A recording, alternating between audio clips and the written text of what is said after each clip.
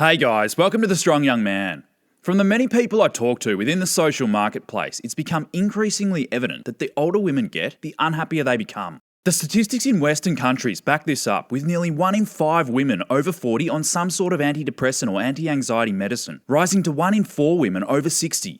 Older white women account for 58% of adults who have used antidepressants for at least 5 years. Generally, a man's happiness is a byproduct of his achievements, whereas a woman's happiness depends on their relational success, including friends, family, and children. All three of these relationships have been negatively affected in the last 60 years, with feminism being the root cause. Living out the feminist dream causes women to become increasingly unhappy as they age, and here are the reasons why. Reason number 1, no children. Operating under the pretense of equality, feminism pushes the false reality that women will find happiness in their professional career equal to that of a man. Feminism brainwashes impressionable young women to prioritise their career, insinuating that this is the sole proprietor of their happiness. This results in women achieving great success in their early years, as they often mature much faster than men. The professional success is fantastic for society. The most economically prosperous societies are those that encourage both genders to pursue professional success. Unfortunately, a woman's economic success comes at a cost to their own happiness. If a woman chooses to focus primarily on professional goals, by the time they hit about 30, they tend to realise the grind isn't all that fulfilling. Certainly not as much as feminism promised them it should be. They are hit with the realisation that pursuing professional success has come at the expense of fulfilling relational success.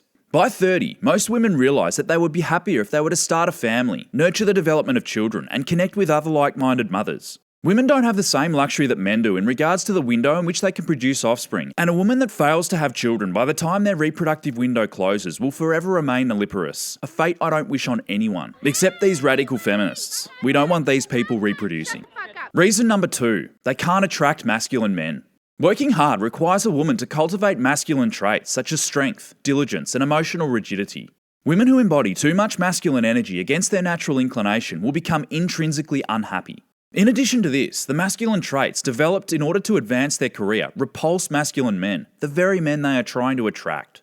The relationship between sexual partners will always be forced to remain in balance through equal magnitude but opposite polarity of sexual forces. I've covered this in episode 36, and to summarise, feminine traits in a woman will attract masculine men and repulse feminine men. Masculine traits in a woman will repulse masculine men and attract feminine men.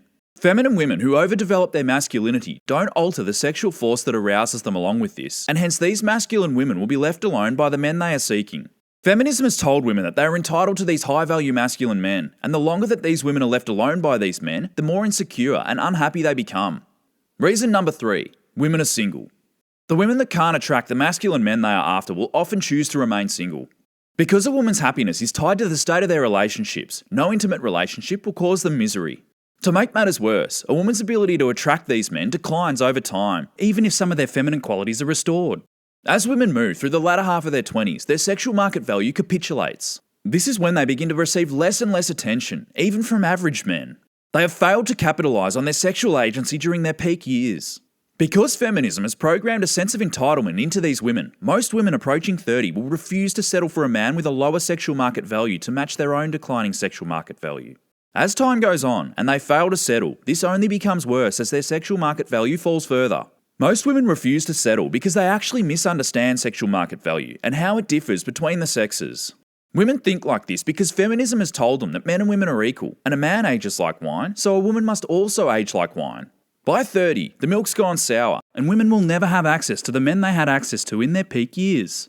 In general, happiness is based on the state of your life now to where you were recently. Its biological function is to reward people who are always improving their circumstances and to drive positive change in people who experience worse circumstances. Once a baseline expectation is set, it takes time to recalibrate and accept anything less. This is known as hedonic adaptation. Unfortunately, a woman's sexual market value falls as hedonic adaptation is occurring, which means additional adaptation must occur until her sexual market value finds some stability. It's only after being at this point for some time that they eventually adapt. Often enough, this doesn't occur, and women turn to feminism, which allows them to escape accepting reality. It reinforces to them the ideal that they should be striving for, which is to become strong and independent. Being told that it's good to be strong and independent of men will ease their suffering in the short term but exacerbate the problem in the long term. Reason number 4, their hypergamy is unsatisfied. Another narrative that feminism articulates to women is that men and women share equality in what arouses each other. What makes a man attractive to a woman is what makes a woman attractive to a man. This is incorrect. Strong, independent, and financially stable men are attractive to women, but strong, independent, and financially stable women are repulsive to most men. Because women misunderstand that men and women are not the same, they incorrectly think that they can be more selective with potential suitors as they become stronger and more independent. They actually believe that they are entitled to a higher value man than they had in their peak years due to their improved income and socioeconomic status. A woman's sexual strategy of hypergamy, dating someone across and up on the socioeconomic hierarchy, means that this hypergamy is only satisfied if they are with someone higher in socioeconomic status. A woman's requirement to meet this metric will be optimised based on the financial resources that they have or have had previous access to. Financially stable, high-earning women actually reduce their pool of acceptable suitors because there are less men available that would satisfy their hypergamy. Often enough, a woman in this position will aggravate their situation by hyper-focusing on their career in order to build more capital. They work harder in order to increase their socioeconomic status because they believe it'll increase their ability to attract a high-value man. If a woman bases optimised hypergamy as the standard for relational gratification, then they will struggle to be happy unless they find one of the few men that meets this requirement. This is a very difficult task because high-value men who have options prefer younger women. So financially stable women over 30 will remain single or be forced to settle, neither of which will satisfy their hypergamy. Reason number 5, women are forced to settle. A woman that does settle once her sexual market value has declined does so reluctantly, knowing that they could have done better had they committed to someone in their peak years. A woman that settles must reset her expectations and select a backup candidate, the best one they can retain. Unfortunately, they will most likely have to select one of the feminine man boys that pervade Western society. This concept of male feminisation is also something thrusted on society by feminism. Many weak men have fallen victim to this brainwashing and cultivated feminine traits against their natural inclination.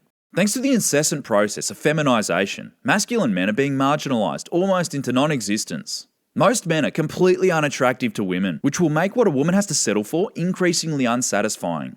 The discrepancy between what they once had access to and what they now have access to is becoming larger and larger with each passing year. In addition, the average man is now weaker and pussier than they were when a woman was in their peak years. If a woman chooses to settle for a man like this, as the relationship matures, the feminine energy that these men radiate will force a woman to become more masculine in order to ensure the sexual forces remain balanced. Women aren't happy when they are forced into the masculine role of a leader, as outlined in reason number 2. They will see their man as unmanly, and this results in relationship problems and more dissatisfaction, in addition to the dissatisfaction a woman experiences as part of being forced to become more masculine. One of the social conventions that feminism perpetuates is that it's a man's job to make a woman happy. Happy wife, happy life. Understand that you cannot make anyone else happy, let alone a woman. Happiness is intrinsic, born from within. You are the only one responsible for the state of your own happiness, and women are the only ones responsible for the state of their own happiness. Part of a woman's unhappiness is caused by their continuance to lump blame onto others for their own lack of happiness to avoid facing the very real reality that they cause their own suffering, a concept that is often too hard for a proud person to accept.